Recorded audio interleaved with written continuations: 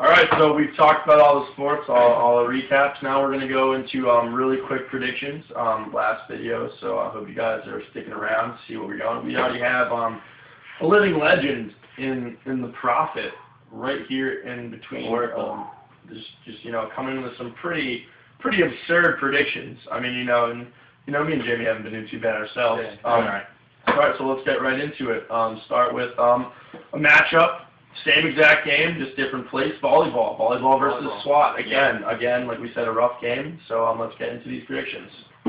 I'm going to call 3-2 on this one. For the Fords, of course.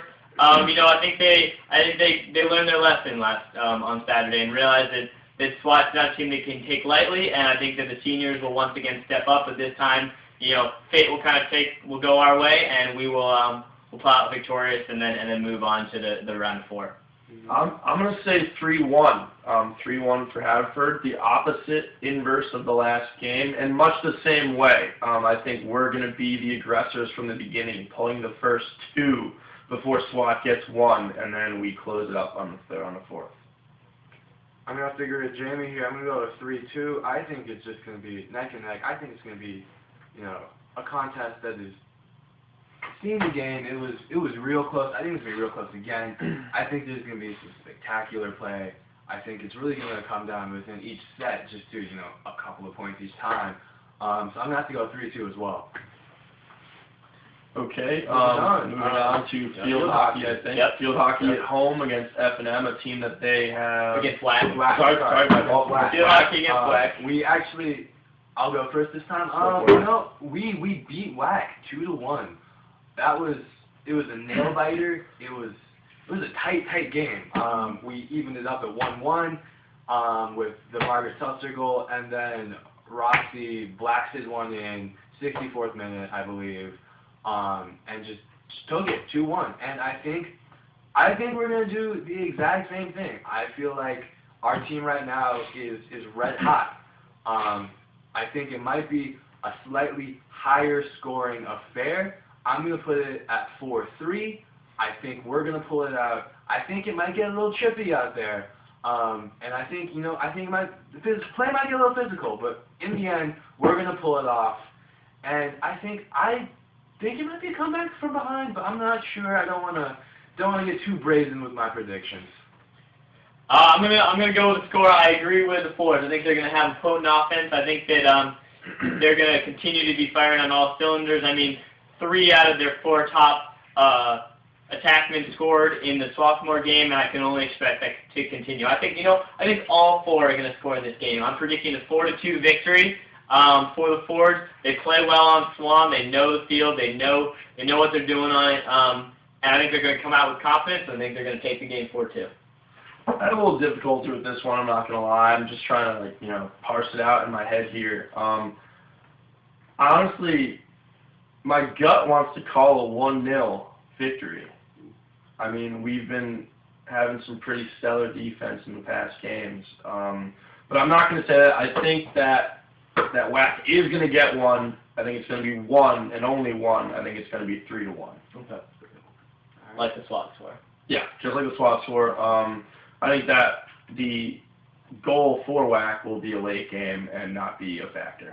Awesome. All right, let's tackle soccer next. All right, women's soccer. Yeah, let's do women's soccer. So a Wednesday early afternoon game against the F&M Diplomats. I think the women learned a lesson in that sophomore game and realized that those close games, at some point, they're gonna have to pull it out. And they've been doing it all year. Don't get me wrong. They've been pulling out every single close game all year, with the exception of the SWAT game. And I think that their late game heroics are gonna prove to be crucial and very influential in this game. I am predicting a Katie Van Aken game winner. She did it once. She'll do it again. She's gonna be the diplomat killer, and she's gonna take the game for them. I don't believe it's gonna go to overtime. I believe that they're gonna take the game in a similar fashion to the regular season game. I'm predicting a 2-1 victory, and once again, history will repeat itself, and Kaken will take the game winner. I remember watching that game just on the live stream. I remember just, in the words of Peyton Manning, I was so scared, I think a little pee came out. Honestly, guys, it was a terrific game, terrific goal by Kakin. I think Boyer's going to score. I think Kakin's going to score. I think it's going to be, I think our team right now is playing with so much passion, so much intensity. I was talking to the players afterwards. The season's not over. We're still in this. We're going to go hard. We're going to go so hard. And I think we're going to finish the shutout. I think it's going to be 2-0. 2-0, Boyer and Kakin score. I'm going to agree. I'm going to agree wholeheartedly, actually. I think it's going to be zeros for much of this game. It's going to be a hard-fought battle, just like it was the last time. I think we're going to put one in somewhere in the second half, maybe around the 70s. Late game, and then one more really late. Just it's over. We get one more. It doesn't really matter either way, but it's going in. So 2-0. Awesome. All right. Awesome. And then finally, men's soccer traveling to F&M. Predictions, guys. I'll start it off. I think that Haverford handedly beat a quality Swarthmore side yesterday night. And to be honest, I don't think that the F&M team is as strong as Swarthmore. And I think that these guys are on such an emotional and physical high that they are going to be playing so hard. I mean, watching them play against Swarthmore, they were flying all over the field, and I expect that to continue on Wednesday. They've only had 1 day rest, but they're on a special run, and I only expect it to continue. I'm predicting a 2-0 victory for the Fords in this soccer game. Is F&M grass or turf, guys? F&M is turf. It is turf? It is turf. Okay, then I'm going, because of the weather, I think the guys only had a day, maybe 2 days, if they practiced on Monday in the morning, to get used to that turf. There were some goals I think we could have had if it was on the grass. Some goals, some through balls that just skipped away just because it's the turf. It's really hard to gauge that. We had those in the bag.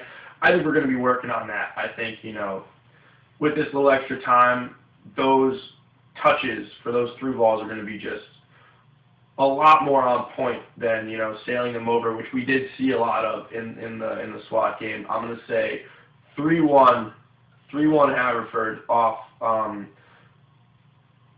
2-1 and then a late one at the end to really just ice the game. I think it's going to be a role reversal from the last matchup against F&M. I think it's going to be 1-0 Haverford. I think that it's just going to be a defensive struggle throughout. But I have faith in our back line. In the words of Charlie Michael, the biggest, meatiest back line in all of D3 soccer. Very true. And those four, I think the guys that we put back there are going to be so solid, like pillars of granite that Lombardi would be proud of. And I just think that we're just going to be unstoppable right now, It's just like a runaway beer truck. You cannot stop us. We're just going 50 miles an hour down the street, We got so much momentum behind us. 1-0, it's going to be a great game. That's right, and with that momentum, that's where I think the goals are going to come from. That's why I disagree with you a little bit. I think this momentum is going to bring those goals, and like we saw, there's not a doubt in my mind that, like you said, our back line is just fantastic, phenomenal, outstanding. But there are times when those teams, SWAT had a couple, and there's nothing that our back line did wrong. It's just that, it happens. Like Jamie said way earlier on at the soccer broadcast, sometimes that happens. Teams just get those. And I think they'll get one. And I don't think it's anything that we will do wrong. It'll just be the right place, the right time, and there's nothing we're going to be able to do about it. But the 3 that we do put in is going to be able to ice this game. So, in conclusion, we can't wait to go out and watch the 2 games that are going on. Wednesday at Haverford, the women's soccer game on Walton Field in the early afternoon. It's either going to be a 3 o'clock or a 4 o'clock kickoff. And then finally, the women's field hockey game against Washington College at 7 o'clock on Swan Field. We expect to see you out there. We hope to see you out there. And for the teams that are away, we will absolutely be following you online, on video, and we wish the best of luck to everyone tomorrow in those 4 or 5 matches. Thank you guys for tuning in to another episode of SquirrelCenter on the Squirrel Squad Network, the Trico-wide leader in sports. I'm Joe Barrow. I'm James Gill. I'm Jixie Tang. Take care.